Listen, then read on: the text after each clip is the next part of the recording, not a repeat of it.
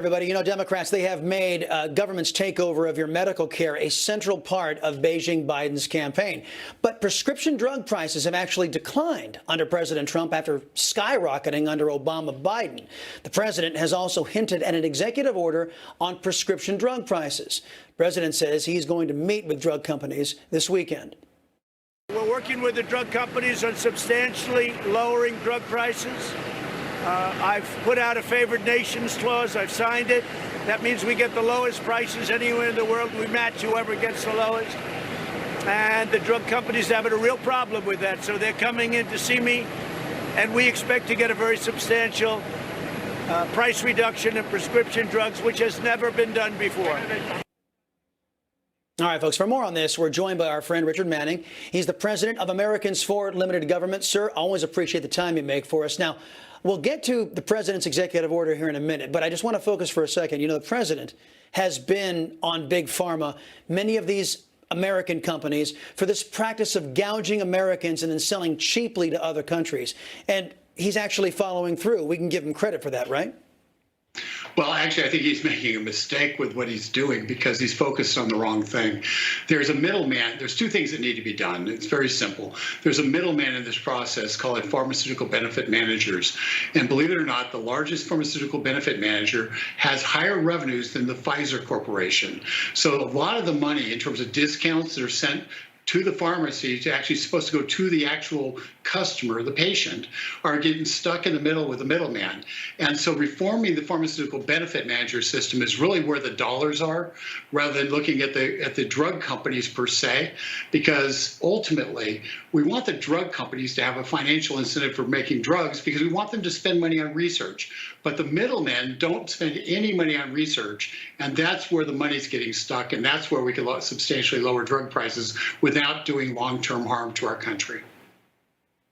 So let me ask you this about the middlemen, and this goes right to the executive order, what the president was making reference to. How come these middlemen, are they anti-Americans? Do they hate America? Do they hate American citizens? Do they hate senior citizens? Is that why they screw the American people in an effort to give cheaper drugs to every other nation on the planet? Well, the middlemen only have something to do with this country, and so they're responsible in large part for why drugs are so expensive here.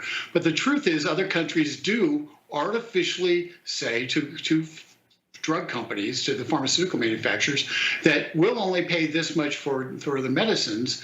And so if you want to sell it here, this is how much we'll buy it for. And so many of them don't have access to the same medicines that we have here in America, but they do pay a lot less. What the president, who's an outstanding trade dealer, he is extraordinary in trade, and I've supported him on every trade deal he's done. What he needs to do, he needs to go to the EU, the European Union, and say, listen, you're taking advantage of Americans and forcing Americans to pay for the research for pharmaceuticals. You need to pay a fair price in Europe, because if they pay a fair price in Europe, once again, U.S. prices will go down, and because we will not have to actually subsidize European medicines. Now, what about this idea that the president's using this heavy-handed, I think you can call that the favored nations clause, as a negotiating tactic, saying, look, we're going to really ratchet up the pressure on you unless you find a different way of doing business so there's more equity for the American people. So maybe he turns Big Pharma into an ally, trying to go after the middlemen, because the president really doesn't much care about what's going on in foreign countries, about what's going on there. He cares about American citizens.